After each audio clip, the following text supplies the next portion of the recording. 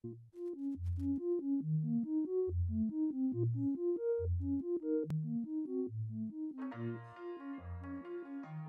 мојата петка имам 5 ликови кои што се во мојата приоритетна група. Не би можела никого да изделам и да го рангирам под 1, 2, 3, 4 и 5, затоа што се сите подеднакво важни во мојот живот и без нив мојот живот не би имал никаква смисла. Првото е мојата 2-годишна внука, која што сосема го смени мојот светоглед откако дојде на свет. И цела онаа дневна рутина на нервоза, професионална одговорност, стрес, таа кога ќе ја видам ја претвара во чиста невина енергија.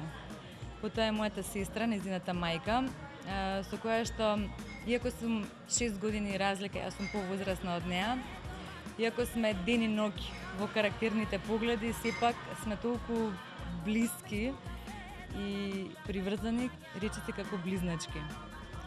Потоа е мојот партнер, кој што покрај тоа што физички потсетуваме еден на друг и луѓето кои што не познаваат мислат дека сме брат и сестра, се надополнуваме и на многу други нивоа. Покрај тоа што се будам и заспивам покрај него, имаме професии кои што имаат допирни точки и на некој начин се надополнуваат, така што имаме постојана инспирација за разговор, за полемика. Тоа е моја огромна поддршка. И на крајот, но не неважни, туку најбитни се моите родители, на кои што сум им благодарна бесконечно. Мислам, тоа не се мири со зборови. Под број 2 се моите пријатели. Често пати знам на шала да кажам дека да ги бирав преку апликација со заокружување, немаше такви да ми се паднат. И понекогаш се прашувам со што толку такви луѓе сум заслужила. Значи, тоа се пријателства од 30 години до ден денешен, кога паметам за себе. Тоа не се пријатели кои се тука само за хихи, хаха и за смеа, иако тоа фантастично не оди. Туку сите мои животни премрежја, дури кога сум сакала да сокријам од нив за да не ги оттоварувам, тие ме честувале и знаеле да дојдат на врата и да подадат рака. Тоа се луѓе кои што се успешни и новинари, и уметници, и професори, и бизнисмени, кои што сум навистина многу горда на сите нивни успеси.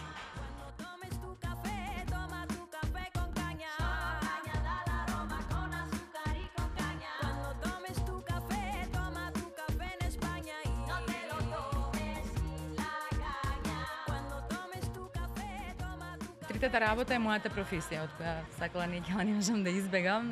Учев школа да бидам новинар и веќе 15 години вредно и агилно ја извршувам таа функција, како и да звучи тоа. Иако филмската режија беше моја неостварена желба и прва љубов, сепак се одлучи за новинарството и покрај тоа што не ја завршив режијата, 15 години соработувам со филмаџи, со театарџи, со ликовни уметници, фотографи. И единствена работа за која што вреди, барем според мене, да се занимаваш со оваа професија е да на еден чувствен и искрен начин се обидуваш и се бориш да добрата и честна уметност исплива на површината. И буквално заради таа идеја ја работам оваа работа веќе 15 години во печатениот медиум.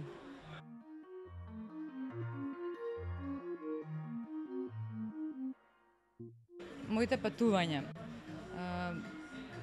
Од 19 години работам и самостојно се издржувам и заработувам и буквално секој денар што го имам заштедено сите овие 15 години, не знам дали е за пофалба тоа, но ги имам потрошено на моите патувања и навистина е огромно задоволство да имаш шанса од време на време да промениш средини, да запознаеш други култури и менталитети.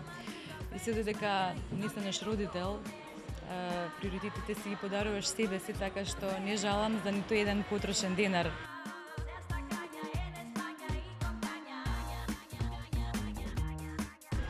Мојата фотографија. Од една страна не би можела да кажам дека уметничката фотографија со која што се занимавам од 99 година е само хоби. бидејќи досега сум имала сериозни самостојни изложувања и во Лондон, и Берлин, Нови Сад, Белград, во Скопје неколку, а од друга страна не можам да кажам дека е моја професионална одредба, бидејќи сум само фотограф, а за приоритет ја имам журналистиката. Но сепак таа една надоврзување, една креативна оддишка или пак би можела да се каже надополнување на она што го работам. А од друга страна не би можела да се занесувам инфантилно дека би можела да се само издржувам од фотографијата, бидејќи рече се да не постои сцена фотографска во земјава, но велам дека она црно-бело портретирање и фрагментирање на чувства, на емоции, на луѓе, секогаш ме возбудувало да ги анализирам еден таков психолошки ракурс и тоа да го залепувам и да го замрзнувам во моите дела.